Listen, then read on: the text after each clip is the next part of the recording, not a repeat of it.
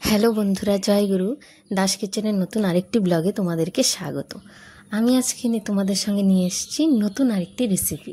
তো সেই রেসিপিটা কি জেনে নেওয়ার থেকে আমি আজকে বানাবো আলুর পোস্ত। তো আলুর পোস্তটা আমি কিভাবে বানাই সেটাই তোমাদের সঙ্গে শেয়ার করব। তো আলু পোস্তটা বানানোর জন্য এদিকে আমি কড়াইটা বসিয়ে দিয়েছি।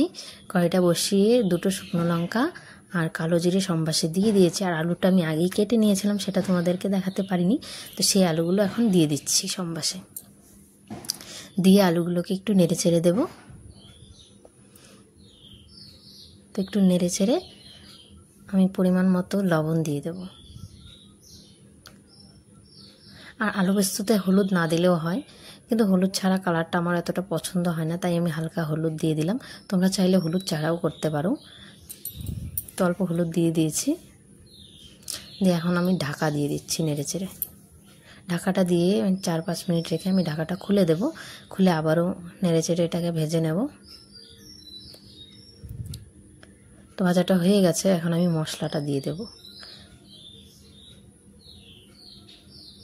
তো মশলাতে আমি এখানে করেছি পোস্ত বাটা, সাথে 4-5টা লঙ্কা বাটাও দিয়েছি। 4-5টা লঙ্কা দিয়ে বেটে নিয়েছি। তো পোস্ত আর লঙ্কা বাটাটা আমি দিয়ে দিলাম। দিয়ে ভালো করে নেড়ে চেড়ে দিচ্ছি, দেখতেই পাচ্ছ। নেড়ে চেড়ে ওই বাটিটা ধুয়ে, পোস্ত বাটা যে দিলাম সেই বাটিটা ধুয়ে আর একটু জল দিয়ে দিয়েছি। জল দিয়ে আবারও কষিয়ে নিচ্ছি ভালো করে। তো জলটা শুকিয়ে গেছে, আলুটা এখনও সেদ্ধ হয়নি, তো আরেকটু জল দিয়ে দিলাম। দিয়ে এখন ভালো করে আবারও কষিয়ে নেব।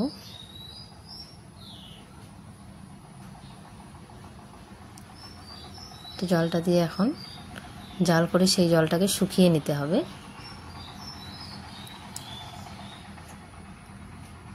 যাতে আলুটা ভালোভাবে সেদ্ধ হয়ে যায়। তো জলটা শুকিয়ে গেছে, দেখতেই পাচ্ছ। আমার আলু পোস্তটা প্রায় হয়ে গেছে। এখন আমি লাস্টে দিয়ে দেবো একটু চিনি আর কাঁচা সর্ষের তেল। দিয়ে হালকা নেড়ে আমি আলু পোস্তটা নামিয়ে নেব। তো আমার আলু পোস্তটা রেডি হয়ে গেছে, নামিয়ে নিচ্ছি এখন। তো আলু পোস্তটা তোমাদেরকে কেমন লাগলো সেটাই আমাকে জানিও। এই রেসিপিটা যদি তোমাদের ভালো লাগে তাহলে অবশ্যই ভিডিওটা লাইক, কমেন্ট, শেয়ার করে আমার পাশে থেকো। আর চ্যানেলটাকে যদি এখনও সাবস্ক্রাইব না করে থাকো তাহলে তাড়াতাড়ি সাবস্ক্রাইব করে দাও, এভাবেই নতুন নতুন ভিডিও দেখার জন্য। ধন্যবাদ।